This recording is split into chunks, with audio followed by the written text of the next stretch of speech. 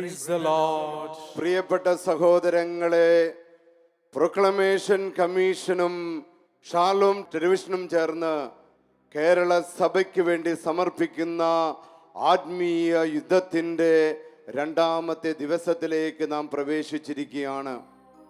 Ephesus 6-ാം അധ്യായം 10 മുതൽ 17 വരെയുള്ള വചനങ്ങൾ ധ്യാനിച്ചുകൊണ്ട് ആധുനിക ലോകത്തെ തിന്മകൾക്കെതിരെ, സാത്താന്റെ കുടില തന്ത്രങ്ങൾക്കെതിരെ ദൈവജനത്തെ പാകപ്പെടുത്താൻ, ദൈവജനത്തെ ശക്തിപ്പെടുത്തുവാൻ, സുവിശേഷത്തിൻ്റെ, ദൈവവചനത്തിൻ്റെ, സഭയുടെ പാരമ്പര്യങ്ങളുടെ എല്ലാ ആയുധങ്ങളും ധരിച്ചുകൊണ്ട് പിശാചിൻ്റെ കുടില തന്ത്രങ്ങളെ എതിർത്ത് തോൽപ്പിക്കുവാൻ, കത്തോലിക്ക സഭയെ ഇന്ന് ശക്തിപ്പെടുത്തുവാൻ ഈ ആത്മീയ യുദ്ധം, സ്പിരിച്വൽ വാർ നിങ്ങളുടെ മുൻപിൽ KRLCBC പ്രൊക്ലമേഷൻ കമ്മീഷൻ ഒത്തിരി സന്തോഷത്തോടെ അവതരിപ്പിക്കുകയാണ്.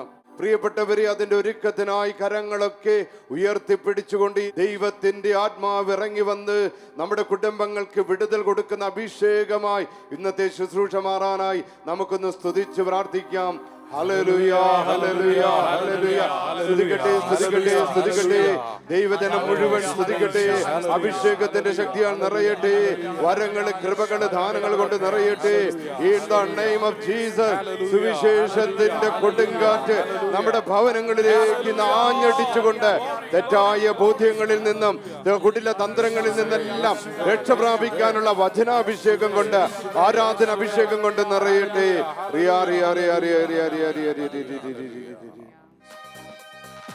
എഴുന്നള്ളുന്നേശു രാജാവായി, കർത്താവായി ഭരണം ചെയ്തിടുവാൻ, ദൈവരാജ്യം നമ്മിൽ സ്ഥാപിതമാക്കാൻ, സാത്താന്റെ ശക്തിയെ തകർത്തിടുവാൻ. എഴുന്നള്ളുന്നേശു രാജാവായി, കർത്താവായി ഭരണം ചെയ്തിടുവാൻ, ദൈവരാജ്യം നമ്മിൽ സ്ഥാപിതമാക്കാൻ, സാത്താന്റെ ശക്തിയെ തകർത്തിടുവാൻ. യേശുവേ വന്നു വാഴണമേ, ഇനി ഞാനല്ല എന്നിൽ നീയല്ലോ. രാജാവേ വന്നു വാഴണമേ, ഇനി ഞാനല്ല എന്നിൽ നീയല്ലോ. യേശുവേ വന്നു വാഴണമേ, ഇനി ഞാനല്ല എന്നിൽ നീയല്ലോ. രാജാവേ വന്നു വാഴണമേ, ഇനി ഞാനല്ല എന്നിൽ നീയല്ലോ. രോഗങ്ങൾ മാറും, ഭൂതങ്ങൾ ഒഴിയും, ബന്ധനമെല്ലാം തകർന്നിടുമേ. കുരുടരും മുടന്തരും ചെകിടരുമെല്ലാം സ്വതന്ത്രമാകുന്ന ദൈവരാജ്യം. രോഗങ്ങൾ മാറും, ഭൂതങ്ങൾ ഒഴിയും, ബന്ധനമെല്ലാം തകർന്നിടുമേ. കുരുടരും മുടന്തരും ചെകിടരുമെല്ലാം സ്വതന്ത്രമാകുന്ന ദൈവരാജ്യം. യേശുവേ വന്നു വാഴണമേ, ഇനി ഞാനല്ല എന്നിൽ നീയല്ലോ. രാജാവേ വന്നു വാഴണമേ, ഇനി ഞാനല്ല എന്നിൽ നീയല്ലോ. യേശുവേ വന്നു വാഴണമേ, ഇനി ഞാനല്ല എന്നിൽ നീയല്ലോ. രാജാവേ വന്നു വാഴണമേ, ഇനി ഞാനല്ല എന്നിൽ നീയല്ലോ.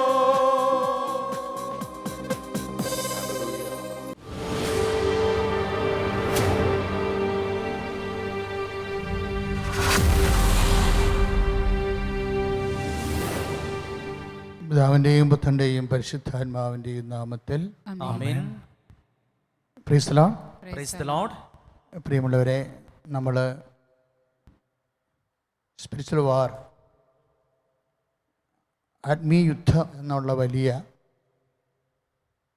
ശുശ്രൂഷയിലെ പ്രാർത്ഥിച്ച് ശുശ്രൂഷയിൽ പങ്കെടുത്തുകൊണ്ടിരിക്കുകയാണ്. നല്ലവനായ യേശുവിൻ്റെ ഉന്നതമായ നാമത്തിന് സ്വസ്ത്രം ചെയ്യുന്നു.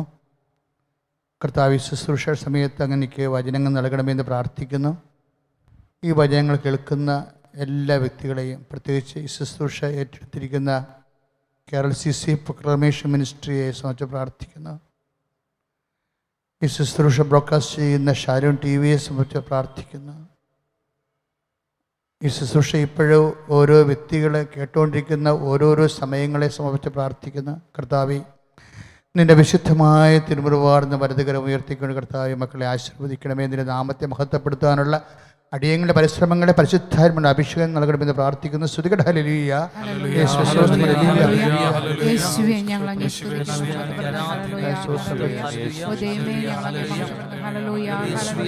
ഹല്ലേലൂയ ഹല്ലേലൂയ ഹല്ലേലൂയ ഹല്ലേലൂയ യേശുവേ ഞങ്ങൾ അങ്ങേ സ്തുതിക്കുന്നു. ഹല്ലേലൂയ ഹല്ലേലൂയ യേശുവേ ഞങ്ങൾ അങ്ങേ സ്തുതിക്കുന്നു. ഹല്ലേലൂയ ഹല്ലേലൂയ ഗ്ലോറി ഹല്ലേലൂയ ഹല്ലേലൂയ ഹല്ലേലൂയ ഹല്ലേലൂയ.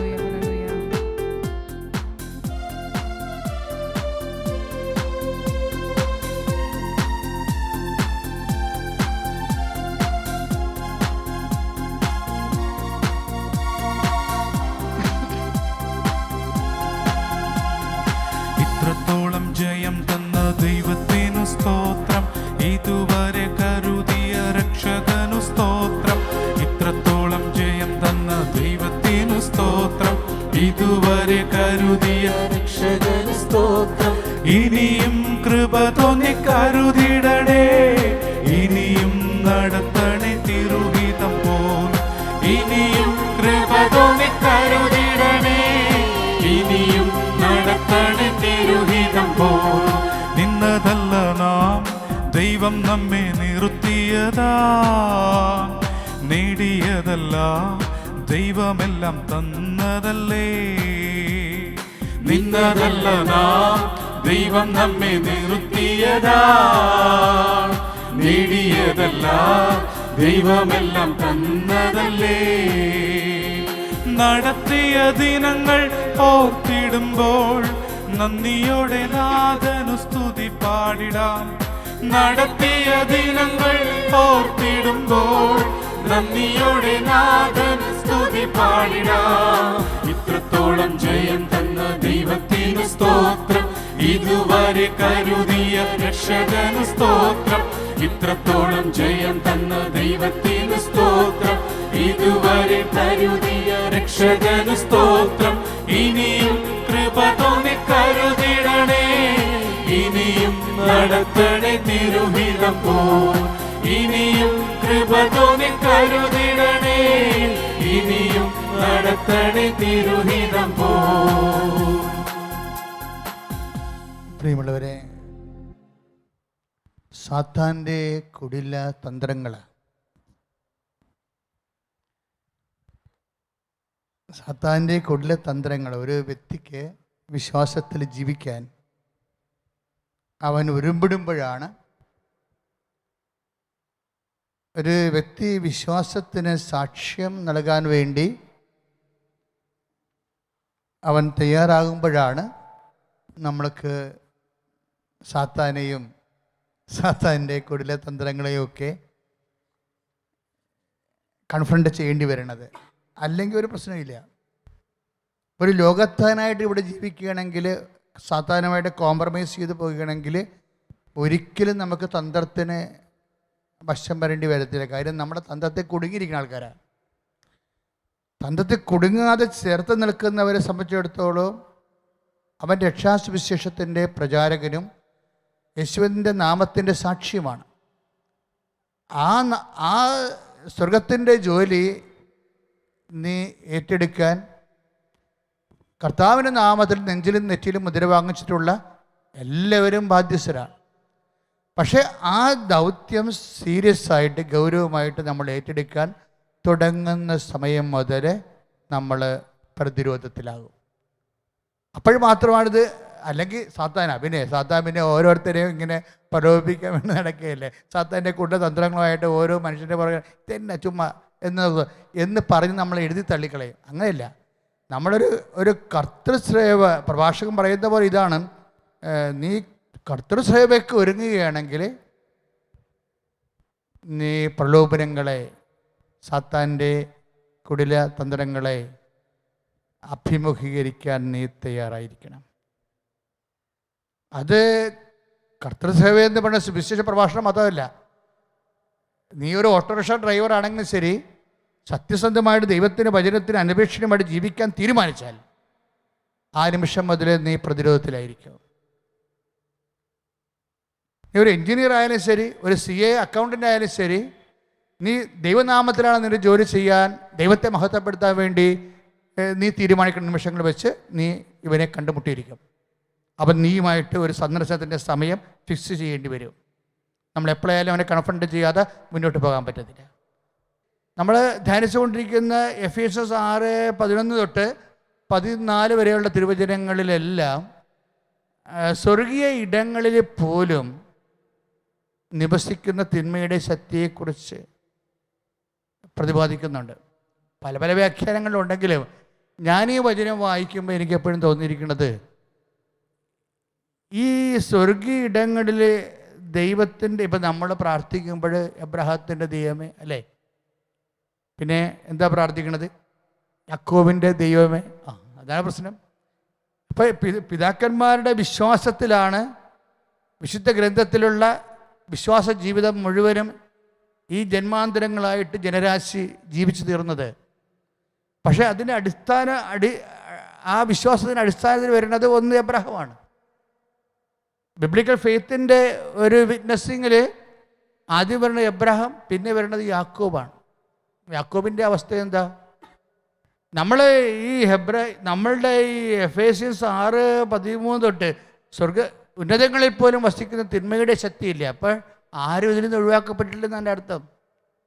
നീ വിശുദ്ധീകരിച്ചു, നവീകരിച്ചു, നീ ഇന്ന് കർത്താവിൻ്റെ ശുശ്രൂഷകനായിട്ട് ജീവിക്കണം, നിനക്ക് 100% കോൺഫിഡൻസ് ഉണ്ടെങ്കിൽ പോലും നീ അവൻ്റെ ഗൺ പോയിന്റിൽ നിന്ന് ഒഴിവാക്കപ്പെട്ടിട്ടില്ല. അതാണ് സ്വർഗീയ ഇടങ്ങളിൽ പോലും വസിക്കുന്ന തിന്മയുടെ ശക്തി എന്ന് പറയുന്നത്. യാക്കോബ് ചെയ്ത ഒരു അപരാധത്തിന് ഒരു പെട്ടെന്നുണ്ടായിരുന്ന ഒരു പ്രലോഭനം എന്താണ്? ഈ ഫസ്റ്റ് ബോൺ എന്ന് പറയുന്ന ഒരു വിഷയത്തിൽ, ആദ്യജാതൻ എന്ന് പറയുന്ന ആ നാട്ടുനടപ്പിൽ, അത് യഹൂദൻ്റെ സമുദായ ജീവിതത്തിൻ്റെ പാരമ്പര്യത്തിൻ്റെ ഭാഗമായി അവന് പകർന്നു കിട്ടിയ ദൈവ അനുഗ്രഹത്തിൻ്റെ ഒരു ഭാഗമാണത്. പക്ഷേ ഇതിലെന്തോ വലിയ സംഭവമുണ്ട്. നമ്മൾ ഫസ്റ്റ് ബോണിൻ്റെ അധികാരങ്ങൾ നമുക്കറിയാമല്ലോ. അതായത് നമ്മൾ നിയമാവർത്തനമൊക്കെ 33 അധ്യായം വായിക്കുമ്പോഴേ, പ്രത്യേകിച്ച് 21ാമത്തെ വാക്യത്തിൽ ഫസ്റ്റ് ബോണിൻ്റെ അനുഗ്രഹം, അതായത് ആദ്യജാതിൻ്റെ അനുഗ്രഹം ഡബിൾ ആണ്.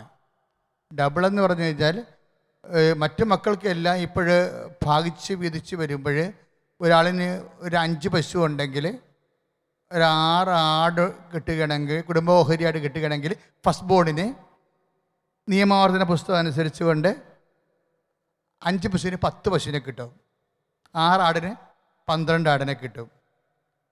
അതാണ് ഒരു ഇരട്ടി ഓഹരി കിട്ടും. അത് നിയമാവർത്തനത്തിൻ്റെ ഒരു നിയമാവർത്തനത്തിൽ നിന്നാണ് നമ്മളത് മനസ്സിലാക്കേണ്ടത്. മോസസിൻ്റെ ഒരു മൈൻഡാണത്. പക്ഷേ അതോടുകൂടി ഫസ്റ്റ് ബോൺ ഏതാണ്ട് വലിയ വിഷയമായി. ഫസ്റ്റ് ബോൺ അല്ലെങ്കിൽ പിന്നെ ജീവിച്ചിട്ട് കാര്യമില്ല എന്നുള്ളത് ഒരു കുടില തന്ത്രമായിപ്പോയി.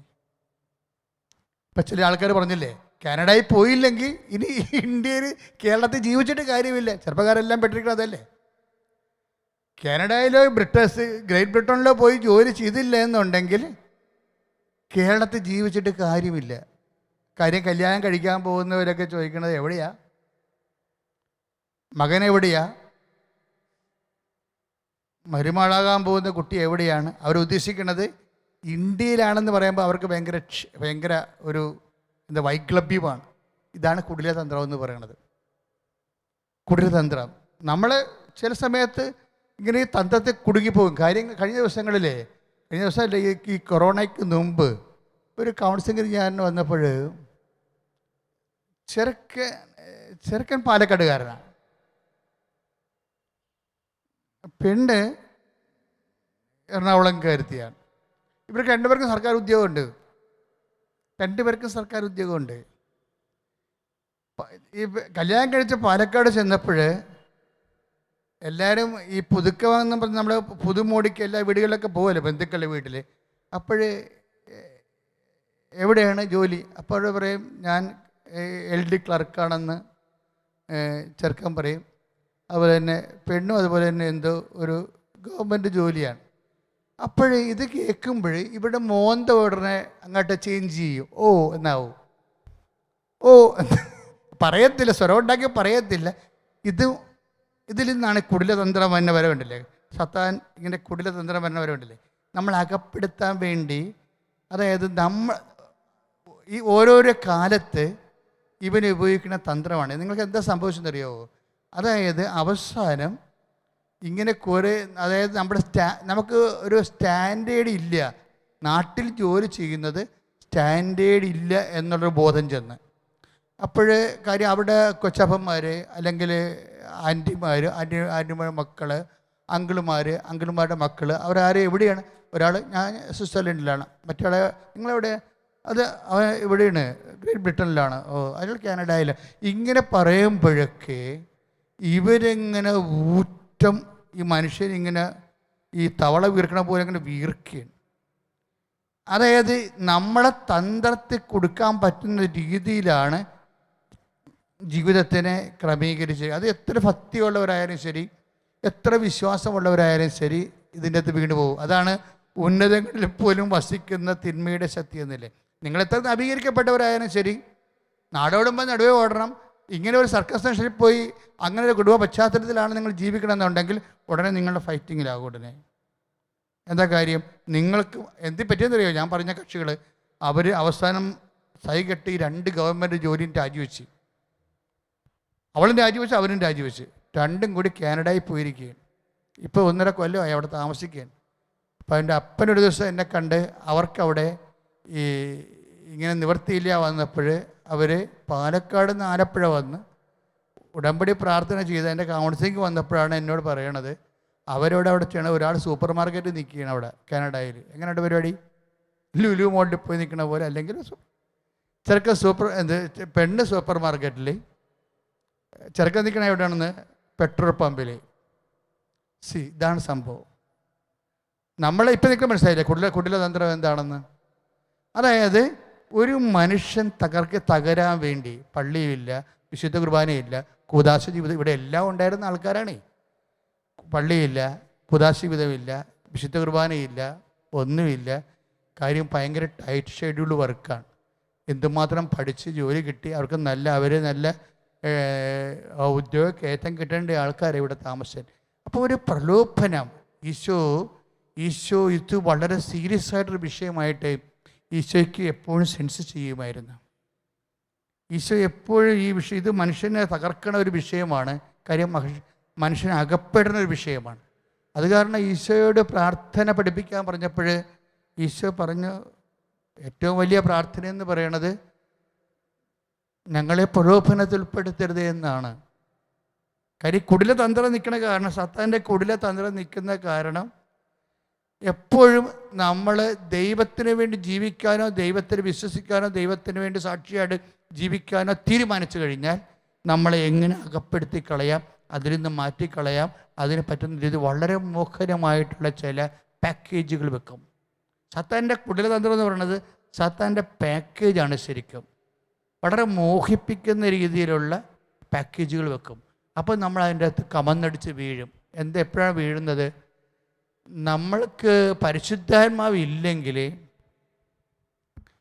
പരിശുദ്ധ അമ്മയുടെയും വിശുദ്ധന്മാരുടെയും ശക്തമായ സപ്പോർട്ട് ഇല്ല എന്നുണ്ടെങ്കിൽ നമ്മൾ ഈ തന്ത്രത്തിൽ വീഴും. കാര്യം സ്വർഗീയ ഇടങ്ങളിൽ പോലും ഈ വിഷയത്തിൽ മനുഷ്യന് ഈ ഉള്ളിൻ്റെ ഉള്ളിൽ അഹങ്കാരത്തിൻ്റെയും അതുപോലെ ദുരഭിമാനത്തിൻ്റെയും ഒക്കെ ജഡ ആരൂപി വർക്ക് ചെയ്യണമെന്നുണ്ടെങ്കിൽ തീർച്ചയായിട്ടും നമ്മൾക്ക്, അതുകൊണ്ടാണ് ഈ മധ്യശക്തി നമുക്ക് വേണ്ടത്. വിശുദ്ധന്മാരുടെ പരിശുദ്ധ അമ്മയുടെ മധ്യശക്തി വേണ്ടത് ചില കാര്യങ്ങൾ വിവേചിക്കാൻ നമ്മൾക്ക് പറ്റാണ്ട് വരും. അത്രയ്ക്ക് കാര്യം സ്വർഗീയ ഇടങ്ങളിൽ പോലും വർക്ക് ചെയ്യണേ.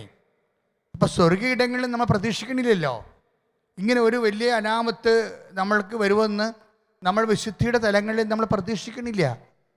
പക്ഷെ അവിടെ പോലും ഇതുപോലെയുള്ള ഒരു വലിയ വെല്ലുവിളി നമ്മൾക്കുണ്ട്. അതുകൊണ്ടാണ് നമുക്ക് വിശുദ്ധന്മാരുടെ മധ്യസ്ഥം വേണ്ടി വരുന്നത്. ഇപ്പം തന്നെ വിശുദ്ധ കുർബാനയിൽ അതിമനോഹരമായ ഒരു ബന്ധന പ്രാർത്ഥനയുണ്ട് വിശുദ്ധ കുർബാനയിൽ. എന്താണ് അത് തന്നെ നമ്മൾ എല്ലാ ദിവസവും ഒരു ദിവസമെങ്കിലും ചെല്ലാൻ ഒരു ദിവസം ഒരു പ്രാവശ്യമെങ്കിലും ചെല്ലാൻ പറ്റിയാൽ ഇങ്ങനെയുള്ള കുടിലതന്ത്രങ്ങളിൽ നമുക്ക് ഡെലിവർ ചെയ്യാൻ പറ്റും. ആ പ്രാർത്ഥന എന്താണ്? കർത്താവേ, എല്ലാ തിന്മകളിൽ നിന്ന് ഞങ്ങളെ മോചിക്കണമേ. ഭയങ്കര മനോഹരമായ പ്രാർത്ഥനയാണ്. അതിൻ്റെ അകത്ത് എല്ലാം കവർ ചെയ്യണം. ആ പ്രാർത്ഥനയിൽ എല്ലാ തിന്മകളിൽ നിന്ന് ഞങ്ങളെ മോചിക്കണമേ. ഈ കാലയളവിൽ ഞങ്ങൾക്ക് സമാധാനം നൽകണമേ. കാര്യം സമാധാനവും ഈ പ്രലോഭനവും അസമാധാനവും തമ്മിൽ ഭയങ്കര ബന്ധമുണ്ട്. പ്രലോഭനത്തിൽ പ്രലോഭനത്തിൻ്റെ മുമ്പിൽ നമ്മൾ വന്നാൽ തന്നെ നമ്മുടെ സമാധാനം നഷ്ടപ്പെട്ടിരിക്കാം. ഇതെല്ലാം കുടിലതന്ത്രങ്ങളുടെ ഭാഗമായിട്ട് വരുന്നതാണ്. അതായത് അതുകൊണ്ടാണ് ഈ പ്രാർത്ഥന ഇങ്ങനെ വരുന്നത്. കർത്താവേ, എല്ലാ തിന്മകളും ഞങ്ങളെ മോചിക്കണമേ. പിന്നെന്താണ്? ഈ കാലയളവിൽ ഞങ്ങൾക്ക് സമാധാനം നൽകണമേ. അടുത്ത വരി എന്താണ്? പാപത്തിൽ നിന്നും അസ്വസ്ഥതകളിൽ നിന്നും ഞങ്ങൾ, അസ്വസ്ഥത എന്നൊക്കെ പറയുന്നത് നമ്മൾ ഉണ്ടാക്കിയെടുക്കുന്നതാണേ. ദൈവം ആർക്കും അസ്വസ്ഥത കൊടുക്കണില്ലേ? ഇപ്പം നമ്മൾ സഭാപ്രസംഗം 7:29 വായിക്കുമ്പോൾ എന്താ പറയണത്? സഭാപ്രസംഗം 7:29 അസ്വസ്ഥത നമ്മൾ ഉണ്ടാക്കിയെടുക്കണതാ. ദൈവം മനുഷ്യനെ സരള ഹൃദയനായിട്ട്, സിമ്പിൾ ഹാർട്ട്, ദൈവം മനുഷ്യനെ സരള ഹൃദയമായിട്ട് സൃഷ്ടിച്ചു. പിന്നെ എന്ത് പറ്റി? അവൻ്റെ ഡിസ്റ്റർബൻസ്, അവൻ്റെ പ്രശ്നങ്ങൾ, അവൻ്റെ ട്രബിൾസ് എല്ലാം ഹിസ് ഓൺ ക്രിയേഷൻസ്. ഇത് മനോഹരമാണ് ആ വചനം. അതായത് ദൈവം മനുഷ്യനെ സരള ഹൃദയമായിട്ട് സൃഷ്ടിച്ച്, സിമ്പിൾ ഹാർട്ട്. പിന്നെ ഇതിനെ കോംപ്ലിക്കേറ്റഡ് ആക്കി അസ്വസ്ഥമുണ്ടാക്കുന്നത് ആരാണ്? ഹിസ് ഓൺ അവൻ്റെ തന്നെ സൃഷ്ടിയാണെന്ന്. അവൻ്റെ തന്നെ സൃഷ്ടി എന്ന് പറഞ്ഞാൽ എന്താ ഉദ്ദേശിക്കുന്നത്? നമ്മുടെ ഉള്ളിലുള്ള ജഡാരൂപി തന്നെയാണ് ദുർമോഹത്തെ ഗർഭം ധരിക്കുന്നത്. ദുർമോഹം ഗർഭം ധരിച്ച് പാപത്തെ പ്രസവിക്കാം. പാപം പൂർണ്ണ വളർച്ചയിലെത്തുമ്പോൾ മരണത്തെ ജനിപ്പിക്കും. ഇതുതന്നെയാണ് അതായത് വചനം വളരെ വ്യക്തതയാണ് ഈ വിഷയങ്ങൾക്കെല്ലാം.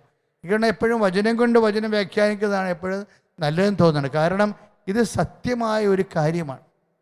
നമ്മൾ അതിനുശേഷം സഭ പ്രഖ്യാപിക്കുന്നത് എന്താണ്? രാജ്യവും ശക്തിയും. എന്തുകൊണ്ടെന്നാൽ ആ പ്രാർത്ഥനയ്ക്ക് ശേഷം നമ്മൾ സഭ പ്രഖ്യാപിക്കുന്നത് എന്താണ്? എന്തുകൊണ്ടെന്നാൽ രാജ്യവും ശക്തിയും മഹത്വവും എന്നേക്കും അങ്ങയുടേതാകുന്നു.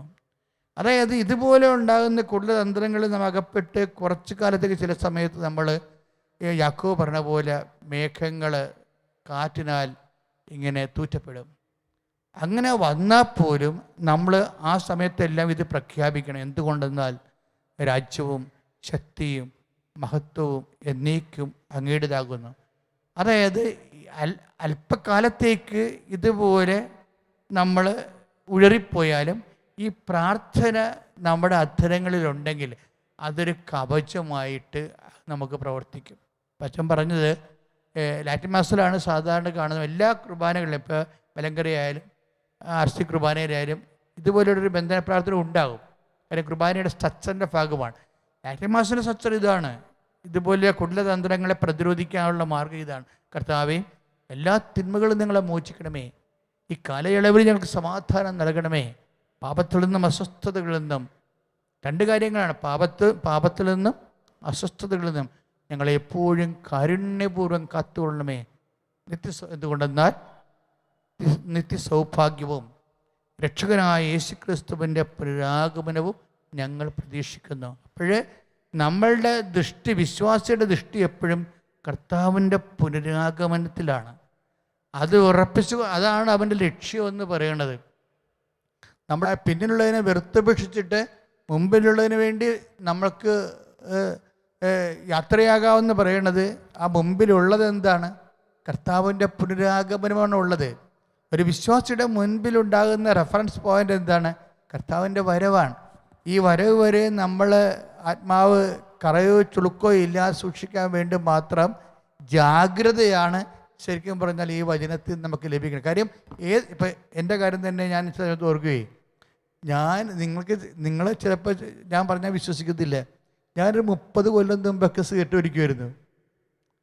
അപ്പോൾ നിങ്ങളൊക്കെ ഇയാളാണ് ധ്യാനിപ്പിക്കാൻ നടക്കുന്നത്. അങ്ങനെയല്ല, എന്നെ നിങ്ങൾ കുറ്റം പറയരുത്. ഞാൻ എൻ്റെ ഒരു അവസ്ഥ അന്നത്തെ ഞാൻ പറയുകയാണ്. അതായത് എനിക്ക് സംഭവിച്ചത് എന്താണെന്ന് ഈ സെമിനാരി വെച്ച് സംഭവിച്ച അബദ്ധമാണ്.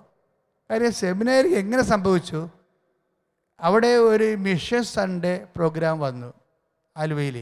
ഇപ്പം മിഷൻ സൺഡേ എന്ന് പറയുമ്പോൾ നമ്മൾ ഒത്തിരിയേറെ ഓപ്ഷൻസ് നടത്തും, അതുപോലെ തന്നെ ഒത്തിരി കളികൾ നടത്തും, ഒത്തിരി സ്കിറ്റുകൾ നടത്തും. അതിൽ നിന്നുകൊണ്ടൊക്കെ ഒത്തിരി കാസ്റ്റ് ഉണ്ടാക്കി നമ്മൾ മിഷന് കൊടുക്കും. അപ്പം അതിൻ്റെ അകത്തൊരു പരിപാടിയാണ് ഈ മേശപ്പുറത്ത് പെരുന്നാളിലൊക്കെ കാണത്തില്ലേ, ഒരു മേശപ്പുറത്ത് കുറേ സംഭവങ്ങൾ വെക്കും. സോപ്പ്, ചീപ്പ്, കണ്ണാടി, പൗഡർ, ഇങ്ങനെ കുറേ സാധനങ്ങൾ നിരത്തി വെക്കും. എന്നിട്ട് നമ്മളൊരു 10 രൂപ കൊടുക്കുമ്പോൾ അവർ നമുക്കൊരു 10 റിങ്സ് തരും. അപ്പോൾ എന്നിട്ട് നമ്മൾ ഓരോ റിങ്സ് ഈ മേശപ്പുറത്തോട്ട് എറിയും. അപ്പോൾ ചെയ്ത് കഴിയുമ്പോൾ വീണില്ലെങ്കിലും കൂടെ നിൽക്കുന്നവർ കൈയടിക്കും, വീണാലും കൈയടിക്കും. അപ്പോൾ അത് കൈയടിക്കണ കാരണം വീണ്ടും 10 രൂപ നമുക്ക് ഒരിടത്തും വീണില്ലെങ്കിൽ അടുത്ത 10 രൂപ കൊടുത്ത് വീണ്ടും നമ്മൾ 10 റിങ്സ് വാങ്ങിക്കും. എനിക്ക് പിന്നെ അങ്ങനെ വീണ്ടും 10 രൂപ കൊടുത്ത് 10 റിങ്സ് വീണ്ടും മേടിക്കേണ്ട ഒരു അവസ്ഥ വന്നില്ല. എന്താണ്, ഞാൻ ഒറ്റ എരിക്ക് തന്നെ സംഭവം വീണ എവിടെയാണ്, ഒരു സിസർ കൂടിൽ വീണ്. അപ്പം സിസർ കൂടാണ് കിട്ടിയിരിക്കുന്നത്, നിറച്ച് സിസറോട് കൂടി. പിന്നെ എന്ത് ചെയ്ത്, പരീക്ഷയ്ക്ക് രാത്രി ഇരുന്ന് പഠിക്കും. ഈ സെമിനാരി പഠിക്കുന്ന കാലത്ത് ചെറിയൊരു പ്രശ്നങ്ങളൊക്കെ ഉണ്ടായിരുന്നു. ഞാൻ എൻ്റെ ഇപ്പോഴും ഉണ്ടായില്ലുണ്ട്, ആ പരിപാടിയുണ്ട്. ഈ സാംസ്കാരിക കലാപൈതൃകങ്ങളുടെ പഠനങ്ങൾ നടത്തും. അതിൻ്റെ പരീക്ഷണങ്ങളും വായനയൊക്കെ ആയിട്ട് പഠനകാലങ്ങൾ കുറേ പോയിട്ട് പരീക്ഷയുടെ സമയമാകുമ്പോഴാണ് പഠിത്തം വരണം. അപ്പോൾ രാത്രി മൊത്തം ഇരുന്ന് പഠിക്കും. അപ്പോൾ ഉറക്കം വരാതിരിക്കാൻ വേണ്ടി ഈ മിഷൻ സൺഡേ കിട്ടിയ സിഗരറ്റ് എടുത്ത് വലിക്കും. ഒരു കാര്യം പണം നോക്കണ്ടില്ലേ, അതായത് മിഷൻ സൺഡേ എന്ന് പറഞ്ഞ് ആത്മാക്കളെ വീണ്ടെടുപ്പ് ചെയ്യുന്ന വലിയ സ്വർഗീയ ദൗത്യമാണ്. ആ ദൗത്യത്തിന് എങ്ങനെ ഒരു വിശ്വാസിയെ അല്ലെങ്കിൽ ഒരു സുവിശേഷ പ്രവർത്തകനെ തന്ത്രപരമായിട്ട് കുടിക്കുമെന്ന് നോക്കിയേ. ഞാൻ പിന്നെ ഈ മഞ്ഞുമ്മൽ പോയി ഒറ്റക്ക് ധ്യാനം കൂടിയാണ്, ഒറ്റക്ക് തീരുമാനമെടുത്താണ്, കർത്താവിൻ്റെ പട്ടാങ്ങി വീണാണ് അതിൽ ഞാൻ രക്ഷപ്പെട്ടത്. അപ്പം രക്ഷപ്പെടും നമ്മൾ, കർത്താവ് നമ്മളെ രക്ഷപ്പെടുത്തും. അവിടുത്തെ തീരത്വത്തെ നമ്മളെ കഴുകി നമ്മുടെ ആസക്തികളെപ്പോലും അവൻ വിശുദ്ധീകരിക്കും. പക്ഷെ നമുക്കത് ബോധവും ഉണ്ടാകണം. രക്ഷപ്പെടും നമ്മൾ. അപ്പം നമ്മളിങ്ങനെ അകപ്പെട്ടു പോയെന്ന് പറഞ്ഞാൽ നമുക്ക് വിഷമിക്കരുത്. എന്തെങ്കിലും കുടിലതന്ത്രങ്ങൾ നീ അകപ്പെട്ടു പോയെന്ന് പറഞ്ഞ് നീ വിഷമിക്കരുത്. അതിനുവേണ്ടി നീ ഒറ്റക്കായാലും മതി, ഒരു കുഴപ്പമില്ല, നമുക്കതിൽ രക്ഷപ്പെടാൻ പറ്റും. നീ ഒറ്റയ്ക്കേ ഉള്ളെന്ന് വിചാരിച്ചോ, നിന്നെ സഹായിക്കാൻ ആരുമില്ല, നിനക്ക് പറഞ്ഞു തരാൻ ആരുമില്ല, നീ തന്നെ നിന്നെ സപ്പോർട്ട് ചെയ്യണമെന്ന് വിചാരിച്ചോ. നീ തന്നെ നിന്നെ സപ്പോർട്ട് ചെയ്യണമെന്ന് പറയുമ്പോൾ എന്ന് വെച്ചാൽ നമുക്കതിൽ നിന്ന് മാറാൻ താല്പര്യമുണ്ട്, പക്ഷെ നമ്മുടെ ശരീരം അതിൽ നിന്ന് മാറാൻ അനുവദിക്കത്തില്ലാതെ വരുമ്പോൾ നമ്മൾ എന്ത് ചെയ്യും? ഇതിനെല്ലാം വേണ്ടിയുള്ളതാണ് യേശുക്രിസ്തുവിൻ്റെ വിശുദ്ധമായ രക്തം. യേശുക്രിസ്തുവിൻ്റെ വിശുദ്ധമായ രക്തം സകല പാപങ്ങളും തന്നെ മോചിക്കണമെന്ന് പറഞ്ഞില്ലേ. പാപവും പാപത്തിലേക്ക് നയിക്കുന്ന എല്ലാ പ്രവണതകളെയുമാണ് വിശുദ്ധ രക്തം കഴുകണത്. അതുകൊണ്ട് തന്നെ ആ സമയത്തിൽ നീ എപ്പോഴും സുഹൃത്ത് ചെയ്യുമ്പോൾ കർത്താവേ എന്നെ കഴുകണമേ, എൻ്റെ ആസക്തികളെ കഴുകണമേ വിശുദ്ധ രക്തത്താൽ, എൻ്റെ ശീലങ്ങളെ കഴുകണമേ വിശുദ്ധ രക്തത്താൽ, എൻ്റെ എൻ്റെ ഹാബിറ്റ്സുകളെ കഴുകണമേ തഴക്കദോഷം വിശുദ്ധ രക്തത്താൽ. ഇങ്ങനെ നമ്മൾ തന്നെ ആ കാര്യത്തിൽ ബോധമായിക്കൊണ്ട് അമ്മയോട് മധ്യസ്ഥ പ്രാർത്ഥന നടത്തി, അതുപോലെ തന്നെ വിശുദ്ധന്മാരുടെ മധ്യസ്ഥ ആഗ്രഹിച്ച് പ്രാർത്ഥിച്ച് കഴിയുമ്പോൾ ദൈവത്തിന് തോന്നും നമ്മൾ സിൻസിയറാണെന്ന്. ഇങ്ങനെ കൂടുതൽ തന്ത്രങ്ങൾ രക്ഷപ്പെടാനുള്ളൊരു മാർഗ്ഗം അതാണ്. അതായത് ദൈവത്തിന് തോന്നണം നമ്മൾ സിൻസിയറാണെന്ന്. അപ്പോൾ ദൈവം സീരിയസ് ആയിരിക്കും. നമ്മൾ ഒക്കട്ടെ കിട്ടിയ കുട്ടി എന്നൊക്കെ പറഞ്ഞ് പ്രാർത്ഥിക്കില്ലേ, പോയ ചട്ടി, അങ്ങനെ പ്രാർത്ഥിച്ചാലാണ് ഈ പ്രശ്നം. അല്ല, നമ്മൾ സീരിയസ് ആണെന്ന് ദൈവത്തിന് തോന്നിയാൽ ദൈവം സീരിയസ് ആകും. നമ്മൾ സിൻസിയറാണെന്ന് തോന്നിയാൽ ദൈവം സീരിയസ് ആകും. നമ്മൾ സീരിയസ് ആണെന്ന് തോന്നിയാൽ ഈ വിഷയം ദൈവം സീരിയസാകും. കാര്യം അതിന് വേറെ ആരെയും സപ്പോർട്ട് നമുക്ക് വേണ്ട. നീ ഒറ്റക്കാണ്, നീ കൂടുതൽ തന്ത്രങ്ങൾ അകപ്പെട്ടിരിക്കണം എന്ന് വിചാരിച്ചോ, നിന്നെ ഒറ്റക്ക് തന്നെ ദൈവം വീണ്ടെടുക്കും. കാര്യം ഈ ലോകത്ത് നീ മാത്രമേ ഉള്ളെന്ന് വിചാരിച്ചാൽ നിന്നെ മാത്രം വേണ്ടി ക്രൂശിക്കപ്പെടുന്നവനാണ് ദൈവം. ഈ ലോകത്ത് നീ മാത്രമേ ഉള്ളൂവെങ്കിൽ യേശുക്രിസ്തു നിനക്ക് വേണ്ടി ക്രൂശിക്കപ്പെടാൻ തയ്യാറാകും. എന്താ കാര്യം വെച്ച് കഴിഞ്ഞാൽ ഈശോ പറഞ്ഞല്ലോ, അത് ഞാൻ എൻ്റെ വേറെ വേർഷം പറഞ്ഞതേ ഉള്ളൂ. ഈശോ എന്താ പറഞ്ഞത്? ഒരാളിന് 100 ആടുകളുണ്ടായിട്ട് ഒരെണ്ണം നഷ്ടപ്പെട്ടു പോയാൽ 99നെയും മലമുകളിൽ വിട്ടിട്ട് നഷ്ടപ്പെട്ടു പോയ നിന്നെ തേടി മാത്രം അവൻ തിരിച്ചു വരും. അതിൻ്റെ അർത്ഥം എന്താണ്? ഓരോ സിംഗിൾ സോൾ ഈസ് പ്രഷ്യസ്. അതുകൊണ്ട് നീ ഒറ്റക്കാണ് വിചാരിച്ചുകൊണ്ട് നീ മാത്രം നഷ്ടപ്പെടാതെ ദൈവത്തിന് എന്നാ നഷ്ടപ്പെടാതിരിക്കണം എന്ന് വിചാരിക്കരുത്. നിനക്ക് ഇപ്പോൾ സീരിയൽ ബൾബ് പോലെയാണ്. ഇപ്പം സീരിയൽ ബൾബിൽ എവിടെയെങ്കിലും ഒരു ബൾബ് കെട്ടുപോയാൽ ചിലപ്പോൾ ആ സീരിയലിലെ ഉള്ള മൊത്തം കണക്ഷൻ കിട്ടുപോകും. അതുകൊണ്ട് ദൈവത്തിന് ആ സീരിയൽ ബൾബ് മൊത്തം നിലനിൽക്കാൻ വേണ്ടി ഓരോ ബൾബും പ്രധാനപ്പെട്ടതാണ്. ഓരോ ബൾബും പ്രധാനപ്പെട്ടതാണ്. ഇതുപോലെയാണ് ദൈവം. നീ വിചാരിക്കുമോ എനിക്കെന്താ, ഞാൻ നഷ്ടപ്പെടുക എന്താ, എൻ്റെ ഭാര്യ പ്രാർത്ഥിക്കുന്നുണ്ടല്ല, എൻ്റെ മക്കൾ നല്ലവരാണല്ല, അങ്ങനെയല്ല. ഇപ്പം നീ വിചാരിക്കുക എന്ത്, അപ്പോൾ ബാക്കി കുടുംബത്തിലുള്ള 4 പേരും നല്ലതാണല്ല, എനിക്ക് മാത്രം ഒരു കുഴപ്പമുണ്ടായാൽ കുഴപ്പമില്ല, അവരുടെ പ്രാർത്ഥന കൊണ്ട് എനിക്ക് ആത്മരക്ഷ കിട്ടിക്കൊള്ളൂ, അല്ലെങ്കിൽ ദൈവം എന്നെ സഹായിച്ചോളൂ എന്നില്ല. നീ മാത്രം വീണാൽ, നിൻ്റെ വീട്ടിൽ 4 പേരും ഒക്കെ ആണെന്ന് പറഞ്ഞാലും ദൈവദൃശ്യം നല്ലവരാണെന്ന് പറഞ്ഞാലും നീ മാത്രം വീണു പോയാൽ ദൈവത്തിന് ദുഃഖം ഉണ്ടാവും. ആ ഒരു ബോധം നിനക്കുണ്ടാകണം. കാര്യം നിൻ്റെ വിലയെന്ന് പറയണത് കർത്താവിൻ്റെ വിശുദ്ധമായ രക്തം തന്നെയാണ്. അപ്പം അതുകൊണ്ട് ഈ കുടിലതന്ത്രങ്ങളിൽ അകപ്പെട്ടു പോയാലും അതിൻ്റെ പ്രതിവിധി എന്ന് പറയുന്നത് കർത്താവിൻ്റെ വിശുദ്ധമായ രക്തം തന്നെയാണ്. കാര്യം നമുക്കെപ്പോഴും എനിക്ക് തോന്നിയിരിക്കുന്നത്, ഇപ്പോൾ യാക്കോബിൻ്റെ കാര്യം തന്നെ നമുക്ക് ചിന്തിക്കാം. ഇപ്പോൾ യാക്കോബിൻ്റെ കയ്യിൽ നിന്നൊരു അബദ്ധം വന്നത് എന്താണ്? അപ്പനെ പറ്റിച്ചു എന്നല്ലേ? അതായത് യേശാവാണെന്നും പറഞ്ഞ് യേശാവിൻ്റെ ഉടുപ്പെടുത്തിട്ടിട്ട് ഫസ്റ്റ് ബോണിൻ്റെ അവകാശം അടിച്ചു മാറ്റുന്നതാണ് യാക്കോബിൻ്റെ കുടിലതന്ത്രം. യാക്കോബിലേക്ക് ഉണ്ടാകുന്ന പ്രലോഭനം അതാണ്. യാക്കോബിനെ ഉണ്ടാക്കി കൊടുത്ത പ്രലോഭനം എന്താണ്? യാക്കോബിനെ സാത്താൻ ഉണ്ടാക്കി കൊടുത്ത പ്രലോഭനമാണത്. എന്താണ്? നീ യേശാവിൻ്റെ ഉടുപ്പെടുത്തിയിടുക, ഫസ്റ്റ് ബോണിൻ്റെ ആദ്യജാതൻ്റെ അനുഗ്രഹം അപ്പൻ്റെ നിന്ന് അടിച്ചു മാറ്റുക എന്ന് പറയും. അപ്പോൾ അവനത് ചെയ്തു. അവനത് ചെയ്തതിന് ശേഷം പക്ഷേ യേശുവിൻ്റെ കാലം വരുമ്പോഴും യാക്കോബിൻ്റെ ആ വിഷയം അതുപോലെ തന്നെ സെറ്റിൽ ചെയ്യാതെ കിടക്കുകയാണ് ദൈവത്തിൻ്റെ മനസ്സിൽ. അപ്പം നിസ്സാര കാര്യമല്ല. നഥാനിയേൽ വരുമ്പോൾ, ഇപ്പോൾ യോഹന്നാൻ 1:47 നമ്മളെന്താ വായിക്കണത്?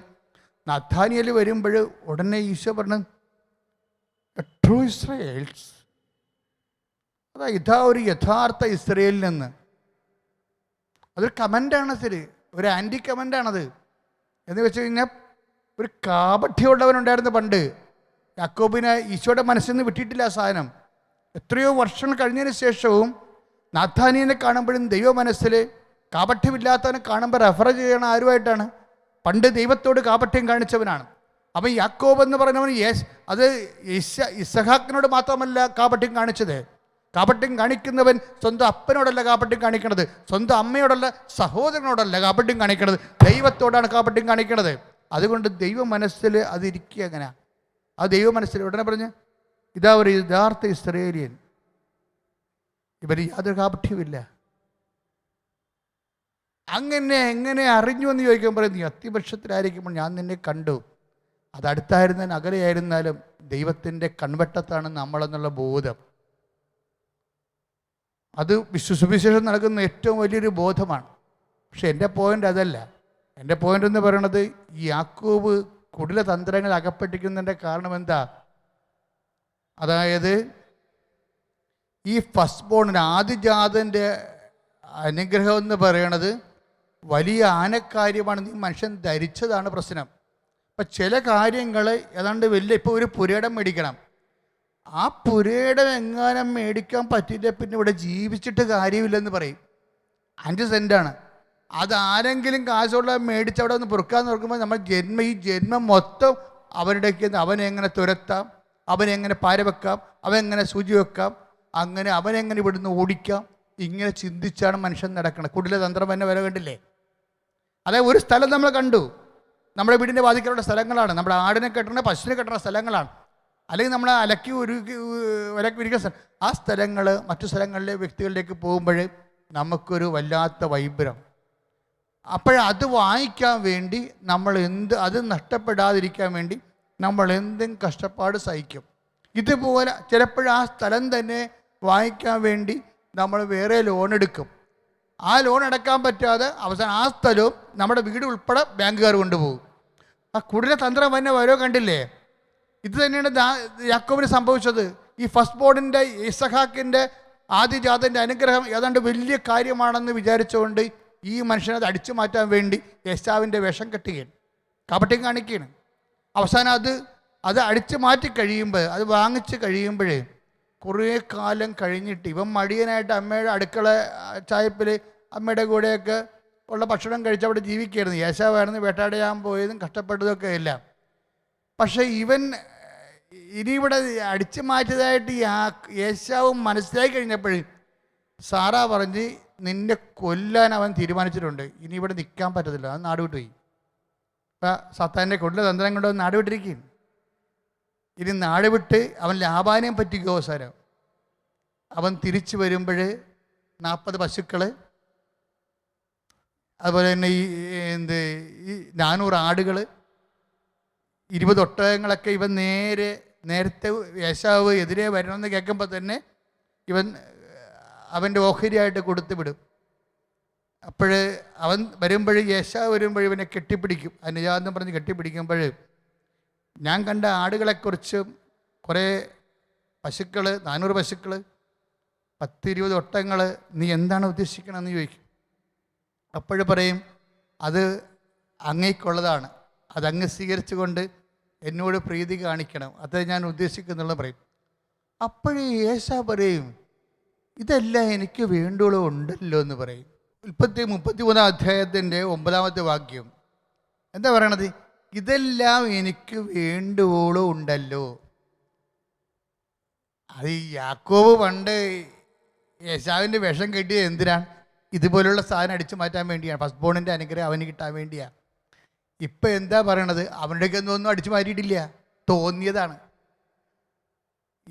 അതായത് നമുക്കില്ലാത്തത് എന്തോ അവന് ഉണ്ടെന്ന് നമുക്ക് തോന്നിപ്പോയതാണ്. ഇതാണ് കുടിലതന്ത്രം എന്ന് പറയണത്. യാക്കോബ് അകപ്പെട്ടിരിക്കുന്ന ഒരു കുടിലതന്ത്രത്തിലാണ്. പക്ഷേ യേശാവ് ഇപ്പോഴെന്താ പറയണത്? നീ ഒന്നും എൻ്റെ നിന്ന് അടിച്ചു മാറ്റിയിട്ടില്ല, നത്തിങ്, എനിക്കിതെല്ലാം വേണ്ടുള്ളൂ, ആവശ്യത്തിനും വേണ്ടുള്ളൂ ഉണ്ടല്ലോ എന്ന്. അപ്പോൾ എന്ത് പറ്റി?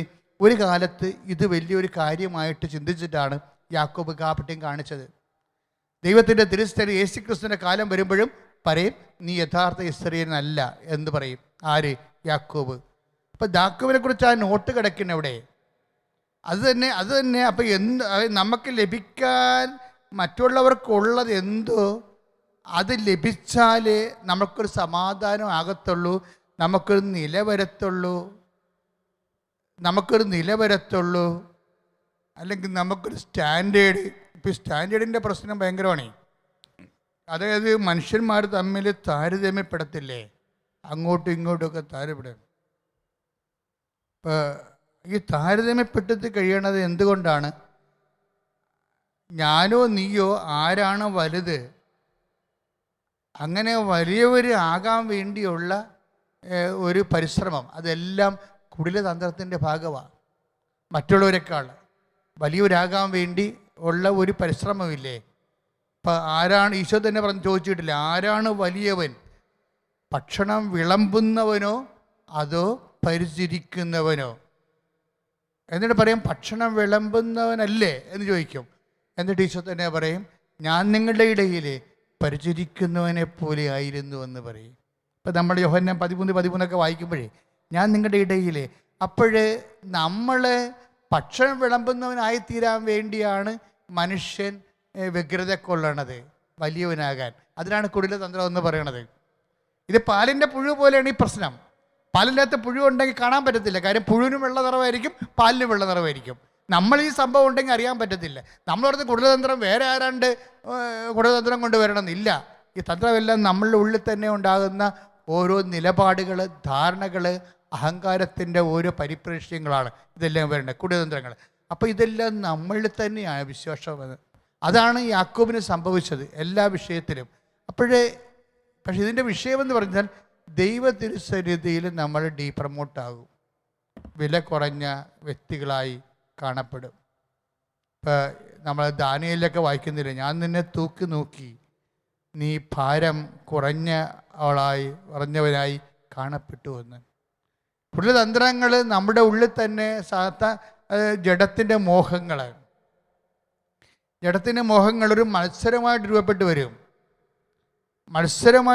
വരുമ്പോൾ ഇപ്പോൾ തന്നെ നമ്മൾ 1 Corinthians 15:10 12 അതായത് പരസ്പരം തുലനം ചെയ്യുന്നവർ വിഡ്ഢികളാണ്. എന്നുവെച്ചതിൻ്റെ അർത്ഥം എന്താണ്? പരസ്പരം തുലനം അതായത് നമ്മൾ അയൽവാസികളുമായിട്ടും സ്കൂളിലാണെങ്കിൽ പഠിക്കുന്ന സമയത്ത് കുട്ടികൾ അങ്ങോട്ടും ഇങ്ങോട്ടും ആൻസർ പേപ്പർ നോക്കുമ്പോൾ നമ്മുടെ ആൻസർ പേപ്പർ നോക്കത്തില്ല, നമ്മുടെ കൂട്ടത്തിൽ ഇരിക്കുന്ന ആൾക്കാർക്ക് എത്ര മാർക്ക് കിട്ടിയെന്ന് നോക്കും, എന്നിട്ട് നമ്മുടെ മോന്ത പോകും. ഇതാണ് പ്രശ്നം. നമ്മളൊരു ആൻസർ ഇപ്പം തുടങ്ങിയതല്ലേ, കുഞ്ഞുനാൾ മുതലെയുള്ള അസുഖമാണത്. അതായത് ആൻസർ പേപ്പർ നമ്മൾ കാണിക്കുമ്പോൾ 2 പേരുടെ കയ്യിൽ ആൻസർ പേപ്പർ ഇരിക്കുന്നു. അപ്പോൾ നമ്മുടെ ആൻസർ പേപ്പർ 20, നമ്മൾ 50, 38. നമ്മളിത് കേട്ടോണ്ടിരിക്കുകയാണ്, നമുക്ക് സന്തോഷമായിട്ടിരിക്കുകയാണ്. ഇരിക്കുമ്പോഴാണ് അപ്പുറം നോക്കുമ്പോൾ 47. അപ്പോൾ നമ്മുടെ മോന്ത പോകും. അപ്പോൾ നമ്മുടെ പോകും പറഞ്ഞ് അവിടെ വെച്ച് പിന്നെ തന്ത്രമാണ്. വേണമെങ്കിൽ നോട്ടടിച്ച് മാറ്റും, ഇല്ലേ, എന്തെല്ലാം പ്രശ്നങ്ങൾ കാണിക്കും. എൻ്റെ ഇടയ്ക്ക് നോട്ട് കട്ടുകൊണ്ട് പോകും അവരുടെ. അപ്പോൾ ഈ മത്സരത്തിൽ നിന്നാണ് പലപ്പോഴും കുടിലതന്ത്രം വർക്കൗട്ട് ചെയ്യണത്. സാത്താൻ ഇങ്ങോട്ട് വന്ന് വർക്കൗട്ട് ചെയ്യത്തില്ല, നമ്മളെക്കൊണ്ട് തന്നെയാണ് വർക്കൗട്ട് ചെയ്യിക്കണത്. ഇത് നീ ഒരു ദൈവപൈതലാണ് നീയെങ്കിൽ നീ ഇത് തിരിച്ചടി അറിയേണ്ടി വരും. സാത്താൻ ഒരു സെക്കൻഡ് പാർട്ടി, ഒരു തേർഡ് പാർട്ടി, സെക്കൻഡ് പാർട്ടി ആയിട്ട് വന്നിട്ട് നമ്മുടെ ഉള്ളിലെ കുടിലതന്ത്രം കാണിക്കത്തില്ല. സാത്താൻ എന്താ ചെയ്യണത്?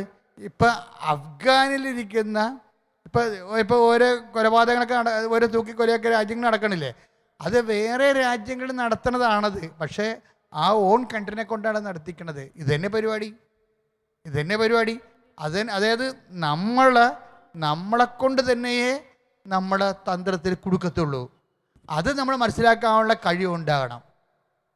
നമ്മളെ തന്ത്രത്തിൽ കൊടുക്കണത് എക്സ്ട്രാ ആയിട്ട് ഒരു സെക്കൻഡ് പാർട്ടിയെ പോലെ വന്നിട്ടല്ല ചെയ്യണത്.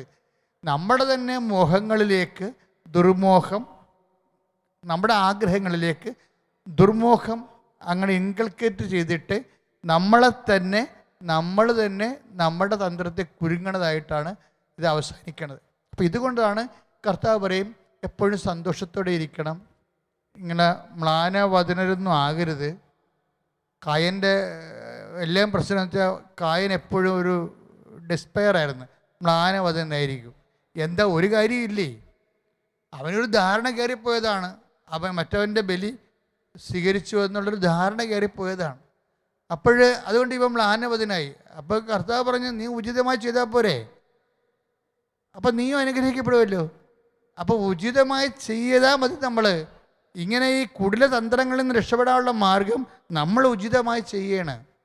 ഇപ്പം അപ്പനെന്ന നിലയിൽ അപ്പൻ ഉചിതമായി മക്കളോടും ജീവിത പങ്കാളികളോടും നമ്മൾ ചെയ്യും. സഭാവിശ്വാസി എന്ന നിലയിൽ സഭയോട് നമ്മൾ ഉചിതമായി പെരുമാറും.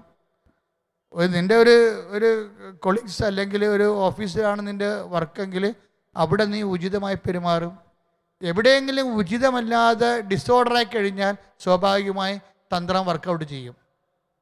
ഇപ്പം നീ സ്കൂളിൽ പഠിപ്പിക്കുന്ന ടീച്ചറാണ്, നീ ശരിക്കും നോട്ടൊന്നും നോക്കിയിട്ടില്ല. നോട്ട് നോക്കാതെയൊക്കെ ചുമ്മാ ആ ക്ലാസ്സിൽ വന്നിട്ട് എന്തെങ്കിലുമൊക്കെ പിള്ളേരൊക്കെ ഡിക്റ്റേഷനൊക്കെ ഇട്ട് കൊടുത്ത് വെച്ചും ചുമ്മാ കുത്തിരിക്കുന്ന ടീച്ചർമാരില്ലേ, ഉറങ്ങുന്ന ടീച്ചർമാരുടെ ക്ലാസ്സിൽ ഇല്ലേ. ടീച്ചർ പഠിപ്പിക്കാത്ത അവർ വീട്ടിലിരുന്ന് ലെസൺ പ്രിപ്പയർ ചെയ്ത് വരാതെ ക്ലാസ് എടുക്കുന്നവരുണ്ടാകും. അത് ഉചിതമായി ചെയ്യണതല്ല. ഇപ്പം ടീച്ചറാണെങ്കിൽ ടീച്ചറിന് ഉചിതമായി ചെയ്യേണ്ട കാര്യങ്ങളുണ്ട്. നീ ഒരു ഓഫീസറാണെങ്കിൽ ആ ഓഫീസറിന് ഉചിതമായി ചെയ്യേണ്ട കാര്യങ്ങളുണ്ട്. ഉചിതമായി കാര്യങ്ങൾ ചെയ്തു കഴിഞ്ഞാൽ സാത്താൻ്റെ കുടിലതന്ത്രങ്ങളെ നമുക്ക് പ്രതിരോധിക്കാൻ പറ്റും. സാത്താൻ്റെ കുടിലതന്ത്രങ്ങളെ പ്രതിരോധിക്കാൻ പറ്റാതിരിക്കുന്നത് നമ്മുടെ കാര്യങ്ങൾ തീർപ്പാക്കണം. ഉചിതമാക്കി കഴിഞ്ഞാൽ പിന്നെ ഒരു പ്രശ്നമില്ല.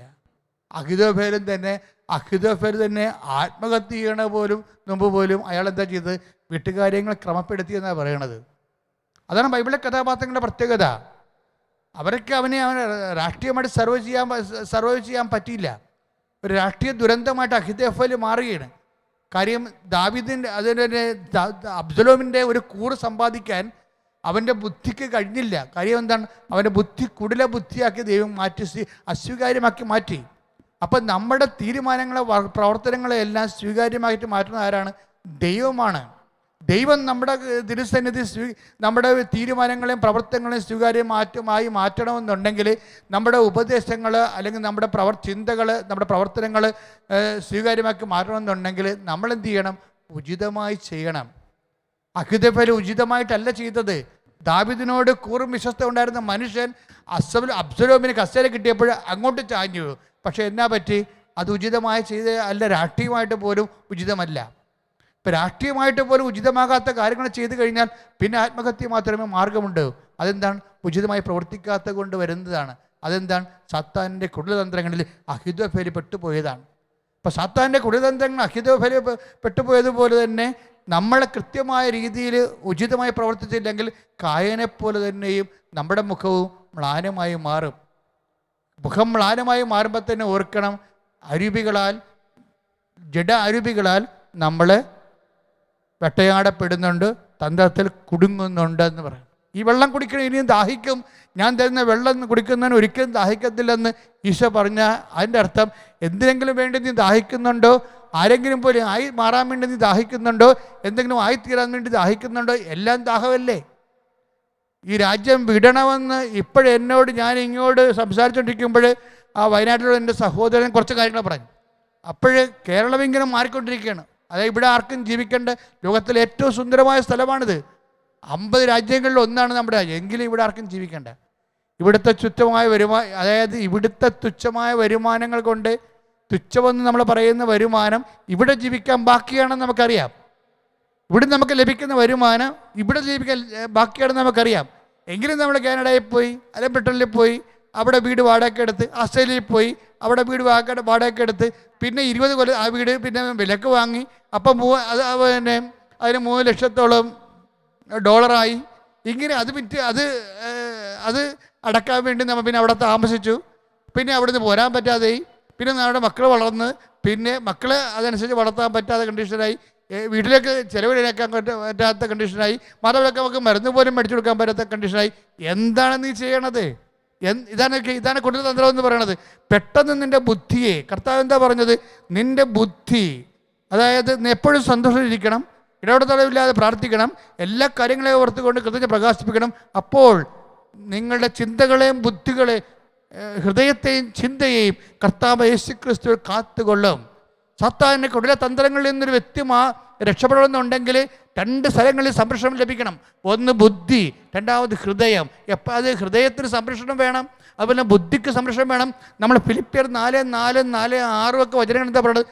എപ്പോഴും സന്തോഷിക്കണം, കായിൻ്റെ പോലെ മ്ലാനത കാണിക്കരുത്. അതിനെന്ത് ചെയ്യണം? ഇടതടവില്ലാതെ പ്രാർത്ഥിക്കണം. പിന്നെ എന്ത് ചെയ്യണം? എല്ലാ കാര്യങ്ങളിലും കൃതജ്ഞത പ്രകാശിപ്പിക്കണം. അപ്പോൾ നിൻ്റെ ധാരണകളെ കർത്താവായ യേശുക്രിസ്തുവിൽ കാത്തുകൊള്ളുമെന്ന്.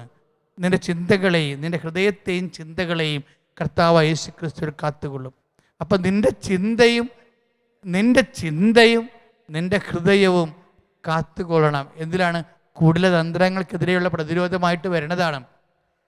സാത്താനിൻ്റെ കുടിലതന്ത്രങ്ങൾക്കെതിരെ പ്രതിരോധം വരണത് 2 ഫാക്കൽറ്റിയിൽ നമുക്ക് പ്രതിരോധം വേണ്ടി വരും. ഒന്നെന്താണ്? ഹൃദയം. അതാണ് പൗലോസ് പറയണത്. 2 എന്താണ്? ചിന്ത. അപ്പം തലച്ചോറും ഹൃദയവും നമുക്ക് സംരക്ഷണം വേണ്ടി വരും. എന്തിനാണ്? കുടിലതന്ത്രങ്ങൾ അകപ്പെടാതിരിക്കണം. അതെങ്ങനെ പ്രതിരോധം വരും? എപ്പോഴും സന്തോഷത്തോടെ ഇരിക്കണം. എപ്പോഴും സന്തോഷം ഇരിക്കണം. എപ്പോഴാണ്? കായന് സന്തോഷത്തോടെ ഇരിക്കാഞ്ഞത് എന്തുകൊണ്ടാണ്? അവൻ മാനമായി പോയത് എന്തുകൊണ്ടാണ്? ഉചിതമായി ചെയ്യാതെ കൊണ്ടാണ്. എപ്പോഴും ഉചിതമായി നമ്മൾ ചെയ്യുകയാണെന്നുണ്ടെങ്കിൽ തീർച്ചയായിട്ടും നമുക്ക് സന്തോഷത്തോടെ ഇരിക്കാൻ പറ്റും.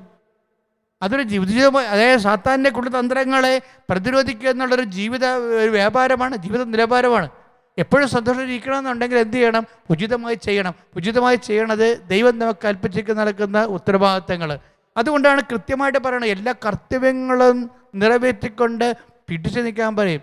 കർത്തവ്യങ്ങൾ നിറവേറ്റുക എന്ന് പറയുന്നത് ഉചിതമായി ചെയ്യുകയാണ്. അതിന് നിനക്ക് ശേഷിയില്ല, ശേമുഷിയില്ല എന്നുണ്ടെങ്കിൽ നീ കർത്താവിൻ്റെ ദിവസം മുട്ടുകുത്തണം. എനിക്ക് ശക്തി തരണം അപ്പോൾ എനിക്ക് ശക്തി. അതായത് കാലഘട്ടങ്ങളിലൂടെ മനുഷ്യനെ ശക്തിപ്പെടുത്തിയിട്ടുള്ള ഓരോരോ കാലങ്ങളിൽ മനുഷ്യനെ ശക്തിപ്പെടുത്തിയിട്ടുള്ള ദൈവത്തിൻ്റെ വ്യാപാരങ്ങളുണ്ട്. അതെല്ലാം അനുസ്മരിച്ചുകൊണ്ട് നീ പ്രാർത്ഥിക്കണം. ഔഷപിതാവിനെ ശക്തിപ്പെടുത്തിയ പോലെ എന്നെ ശക്തിപ്പെടുത്തണം. പരിശുദ്ധാമ്മയെ ശക്തിപ്പെടുത്തിയ പോലെ എന്നെ ശക്തിപ്പെടുത്തണം. പത്രോസിനെയും പൗലോസിനെയും അപ്പോസ്തലന്മാരെയും കാലങ്ങളിൽ സഭാ നേതാക്കന്മാരെയും ശുശ്രൂഷകരെയും ശക്തിപ്പെടുത്തിയ പോലെ എന്നെ ശക്തിപ്പെടുത്തണം. ആത്മാവെ, പരിശുദ്ധാത്മാവെ എന്നിൽ വസിക്കണമേ. ആത്മാവെ, പരിശുദ്ധാത്മാവെ, ഈ വെള്ളം കുടിക്കണം, ഇനിയും ദാഹിക്കും. ഞാൻ തരുന്ന വെള്ളം കുടിക്കുന്നവർക്ക് ഒരിക്കലും ദാഹിക്കില്ലെന്ന് അരുളി ചെയ്ത അനാവശ്യമായ അഭിവാഞ്ചകൾ എൻ്റെ ഹൃദയത്തിൽ നിന്ന് നീ അഭിഷേക വിധിപ്രകാരം നീ പൂർണ്ണമായി ദാഹത്തെ സമർപ്പിക്കണമെന്ന് പ്രാർത്ഥിക്കുന്നു. അങ്ങനെ സാത്താന്റെ കുടിലതന്ത്രങ്ങൾ അതിജീവിച്ചുകൊണ്ട് യേശുക്രിസ്തുവിനെ സാക്ഷിയായി മുന്നേറിക്കൊണ്ട് ലോകത്തിന് കർത്താവിന് നൽകാൻ വേണ്ടി ദൈവം നമ്മൾ അനുഗ്രഹിക്കട്ടെ. പിതാവിൻ്റെയും പുത്രൻ്റെയും പരിശുദ്ധാത്മാവിൻ്റെയും നാമത്തിൽ ആമേൻ.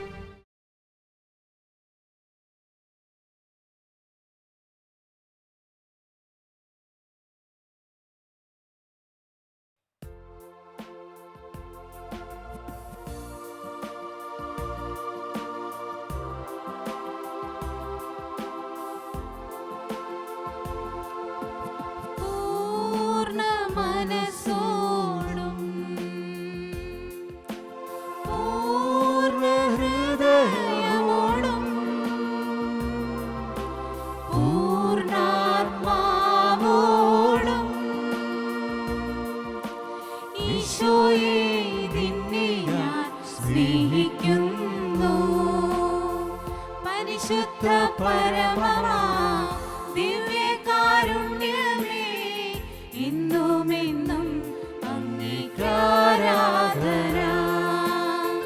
പരിശുദ്ധ പരമമാ ദിവ്യകാരുണ്യമേ, ഇന്നുമെന്നും അങ്ങേക്കാരാധന. പൂർണ്ണ മനസ്സോടും പൂർണ്ണഹൃദയമോടും പൂർണ്ണാത്മാവോടും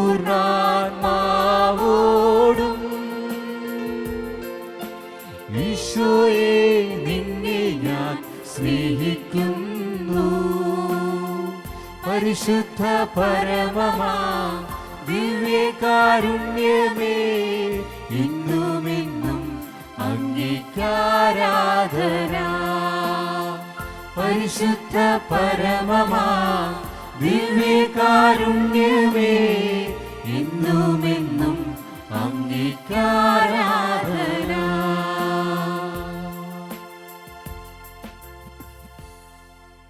പരമപരിശുദ്ധ ദിവ്യകാരുണ്യത്തിൽ നമുക്കായി സന്നിധി ചെയ്യുന്ന ദിവ്യകാരുണ്യനാഥനെ നമുക്ക് ആരാധിക്കാം, സ്തുതിക്കാം, അവിടുത്തെ നമുക്ക് മഹത്വപ്പെടുത്താം.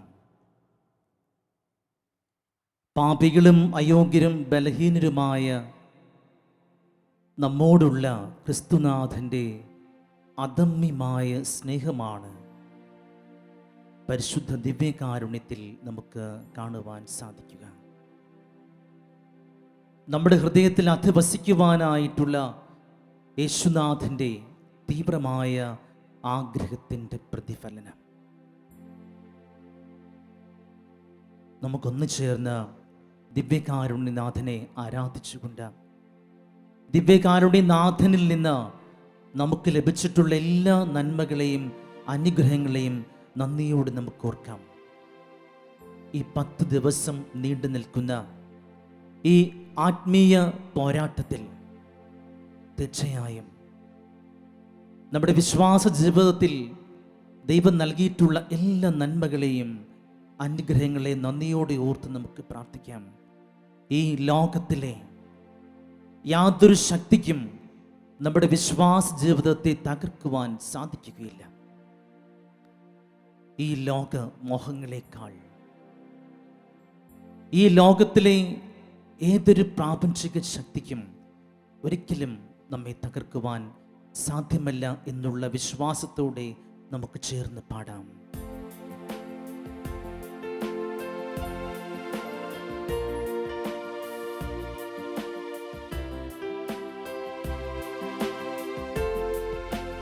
ഈ ലോകമോഹങ്ങളെക്കാൾ ഈ ലോകവിജ്ഞാനത്തെക്കാൾ എല്ലാറ്റിലും ഉപരിയായി ഈശോയെ നിന്നെ ഞാൻ സ്നേഹിക്കുന്നു.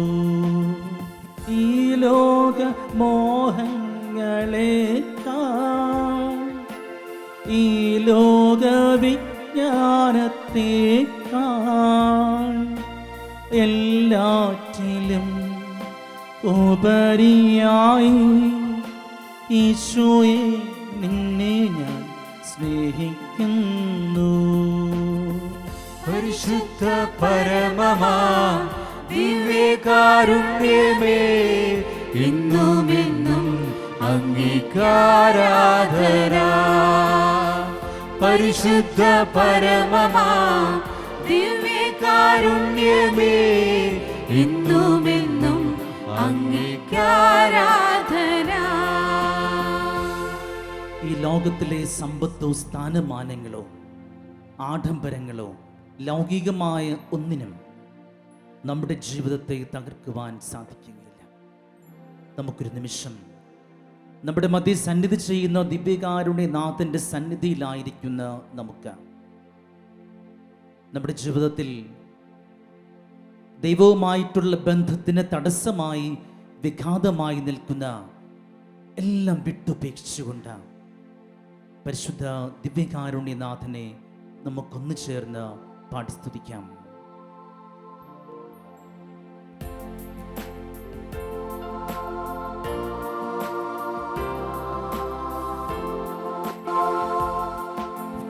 ഈ ലോക സമ്പത്തിനേക്കാൾ, ഈ ലോക ബന്ധങ്ങളേക്കാൾ എല്ലാറ്റിനും ഉപരിയായി ആത്മനെ നിന്നെ ഞാൻ സ്നേഹിക്കുന്നു. ഈ ലോക സമ്പത്തിനേക്കാൾ, ഈ ലോക ബന്ധങ്ങളേക്കാൾ എല്ലാറ്റിനും ഉപരിയായി ആത്മനെ നിന്നെ ഞാൻ സ്നേഹിക്കുന്നു. പരിശുദ്ധ പരമമാ ദിവ്യകാരുണ്യമേ, ഇന്നുമെന്നും അങ്ങേക്കാരാധന. പരിശുദ്ധ പരമമാ ദിവ്യകാരുണ്യമേ, ഇന്നുമെന്നും അങ്ങേക്കാരാധന. പൂർണ്ണ മനസ്സോടും പൂർണ്ണ ഹൃദയമോടും പൂർണ്ണാത്മാവോടും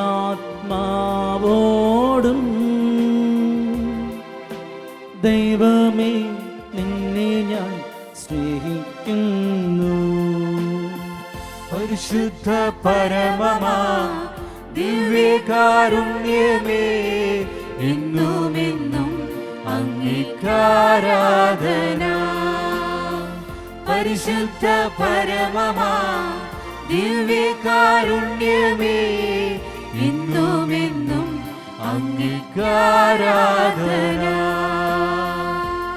കേരള CBC പ്രൊക്ലമേഷൻ കമ്മീഷനും ഷാലോം ടെലിവിഷനും ഒന്നു ചേർന്ന 10 ദിവസത്തേക്ക് വേണ്ടി നമുക്ക് ഒരുക്കിയിരിക്കുന്ന ഈ ആത്മീയ പോരാട്ടത്തിൽ നമ്മുടെ എല്ലാ ശുശ്രൂഷകളെയും, കർത്താവിന് വേണ്ടി നാം ചെയ്യുന്ന എല്ലാ ശുശ്രൂഷകളെയും ദിവ്യകാരുണ്യനാഥൻ്റെ സന്നദ്ധിയിൽ സമർപ്പിച്ചുകൊണ്ട്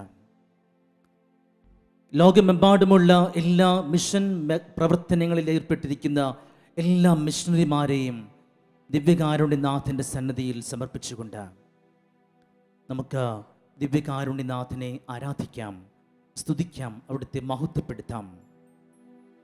നമ്മുടെ ജീവിതത്തിൻ്റെ സങ്കേതമായ, നമ്മുടെ ജീവിതത്തിൻ്റെ കോട്ടയായ, നമ്മുടെ ജീവിതത്തിൻ്റെ ആശ്രയമായ, നമ്മുടെ ജീവിതത്തിൻ്റെ ആലംബമായ, നമ്മുടെ സൗഖ്യമായ ദിവ്യകാരുണ്യനാഥനെ നമുക്ക് ആരാധിക്കാം, സ്തുതിക്കാം.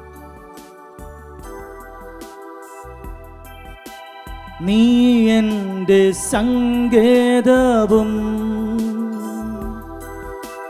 നീ എൻ്റെ കോട്ടയും നീ എൻ്റെ പ്രാണനാഥൻ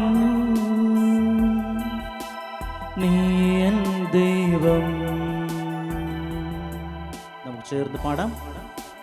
നീ എൻ്റെ സങ്കേതവും നീ എൻ്റെ കോട്ടയും നീ എൻ്റെ പ്രാണനാഥൻ നീ എൻ ദൈവം. ആരാധിക്കും ഞാൻ പൂർണ്ണ ഹൃദയമോടെ, തേടും നിൻമുഖം ജീവകാലമെല്ലാം, സേവിച്ചിടും ഞാൻ സർവവുമാ അടിയനിതാ.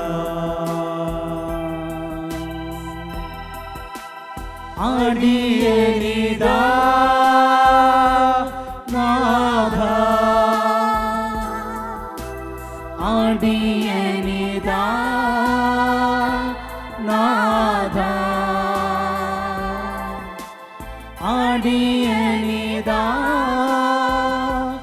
നാഥ, അടിയനിതാ.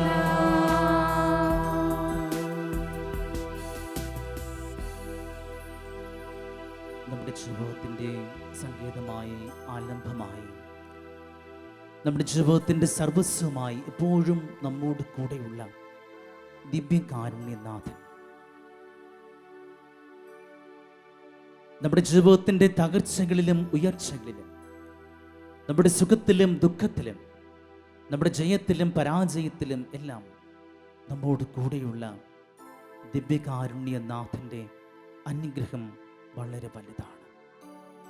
അതെ, ദിവ്യകാരുണ്യനാഥൻ്റെ സന്നിധിയിലായിരിക്കും നമുക്ക് ഇരു കരങ്ങളും നമ്മുടെ നെഞ്ചോട് ചേർത്ത് വെച്ചുകൊണ്ട് പാപികളും അയോഗ്യരും ബലഹീനരുമായ നമുക്ക് നമ്മുടെ എളിയ ജീവിതത്തിലേക്ക്, നമ്മുടെ ഹൃദയത്തിലേക്ക് ക്രിസ്തുനാഥനെ സ്വീകരിക്കാം. അവിടുത്തെ ആശീർവാദം നമുക്ക് സ്വീകരിക്കാം.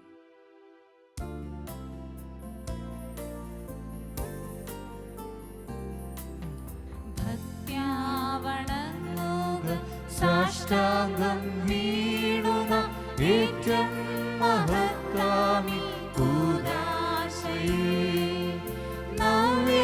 നവ്യനിയാമത്തിൻ കർമ്മങ്ങൾ വന്നല്ലോ, പൂർവികം സാദരം മാറി നിൽപ്പൂ. ഇന്ദ്രിയങ്ങൾ കീഴും പോരായ്മയൊക്കെയും തീർക്കുക വിശ്വാസത്തിൽ. ദൈവപിതാവിനും തന്നേകജാതനും സ്തോത്രമുണ്ടാകണമെന്നുമെന്നും. പാവനാത്മാവിനും ഭൗവികം നിസ്തൂലം സ്തോത്രമുണ്ടാകണം നിത്യകാലം. സ്വസ്തിയും കീർത്തിയും ശക്തിയുമാർന്നെന്നും വാഴുക ത്രിത്വൈക ദൈവമേ. നമുക്ക് പ്രാർത്ഥിക്കാം. കർത്താവായ യേശുക്രിസ്തുവേ, അങ്ങയുടെ പീഡാനുഭവത്തിൻ്റെ സ്മാരകമായി വിസ്മയാവഹമായ ഈ ദിവ്യ കൂദാശ അങ്ങ് ഞങ്ങൾക്ക് നൽകിയല്ലോ.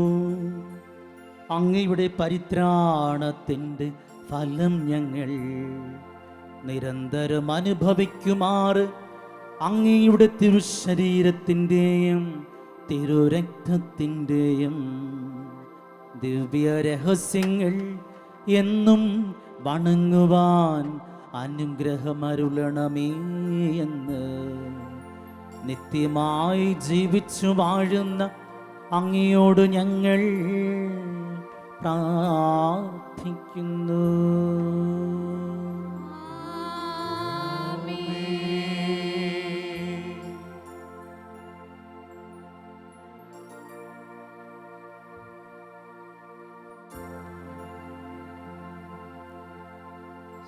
യേശുവേ നാഥാ, അങ്ങയെ ഞാൻ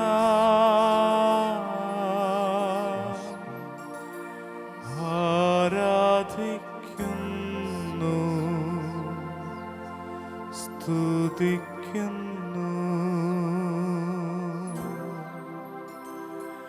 ജീവനുമെൻ്റെ സർവസ്വവും മുൻപിലണച്ചു കുമ്പിടുന്നു.